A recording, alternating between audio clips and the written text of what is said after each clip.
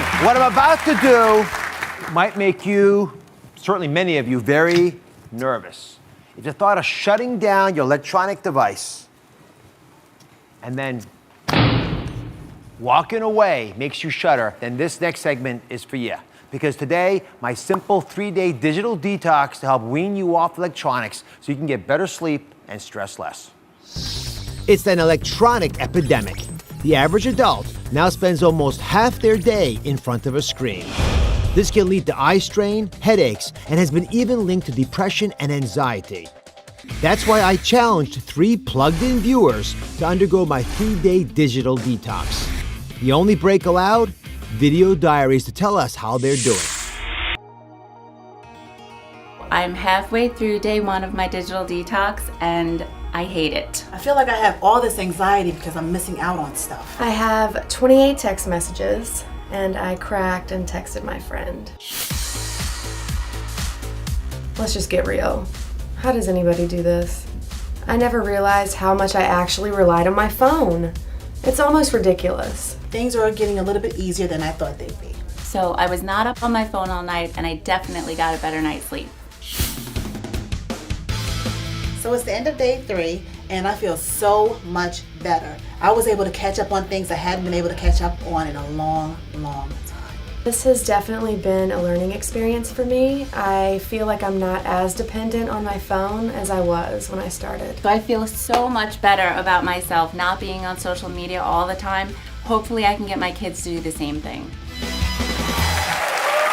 Tech expert Manoush Zomorodi is here. Now, she reports on technology. It's a big part of your job, so why would you even think of a digital detox? Well, I'm not just a tech reporter, I'm also a mom, I'm a working woman, and I am in front of a screen all the time. And it kind of got to the point where I wasn't sleeping that well. And I thought, you know what, I want to find some balance. Yeah. I want to be in control of my technology. I don't want it to be in control of me. So let's reveal the simple detox steps to lower your digital dependence. The first thing you want us to do is to dumb down your smartphone. Yes, we do. Okay, so does everybody remember this, maybe? It's a phone, actually. We used to use it to make telephone calls until we started using just this. So what we're suggesting here is look at your phone, take off that app that is constantly making you go to it, that game that you can't stop playing.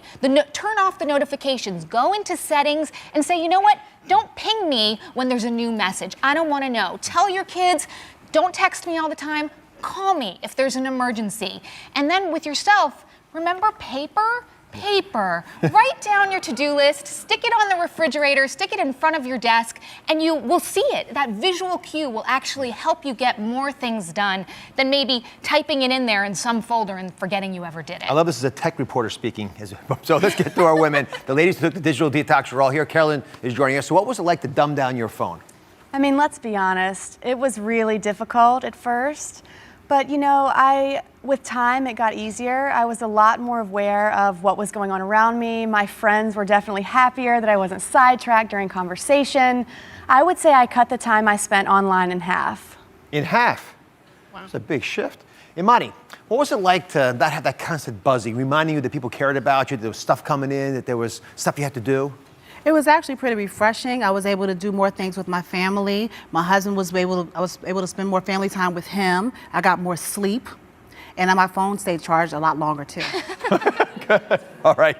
The next step to a plan is the digital curfew.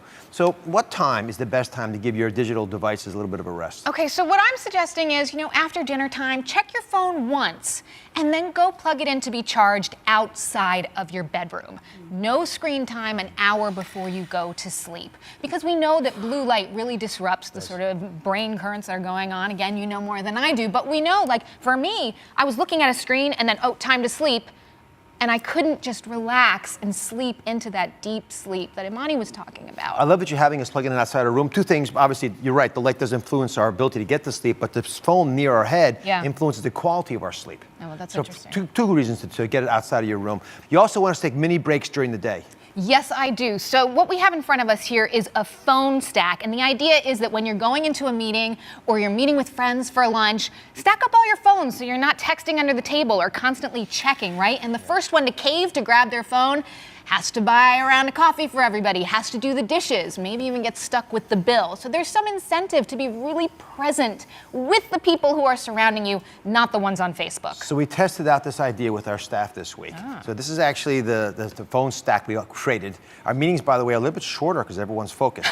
Now, at our household, for dinner, we don't let the cell phones in the room. Everyone has to leave it outside the room so we eat because they always hear the buzzing. But now that I think about it, we just turn off the alerts and we're in better shape. You know, I want to mention one more thing. A lot of us use our phone as our alarm clock at night. I went and bought an old-fashioned alarm clock again, so I wouldn't be checking my phone. I'm proud of you. Thank you. All right, before we get to the next step, I want to show something to you. Look at the screen. Does this look like any of your screens? See how crowded it sort of looks there? I know I'm not alone by showing this. The next step for digital detox is to focus on one window at a time. Manish, why is this so important? Well, because we are flitting around. You look at those windows, they're piled up. I feel stressed just looking at all those windows that are open. We're on Twitter, we're on Facebook. Oh wait, I meant to write that letter. We're all over the place. So we have found an app called Self-Control. So you can see what I do is I'm gonna set this for 25 minutes. What a great name, Self-Control. I know, right? If only we all had it. This app has it for us. Okay, so 30 minutes, I'm gonna push start. Okay, and I know so many of you are spending so much time at, let's put in DrOz.com. Yes, there I am. I want to go there. Oh, it's blocked me. I put Dr. Oz. You blocked me? I'm sorry, but I have to get this letter done. I've been meaning to do it.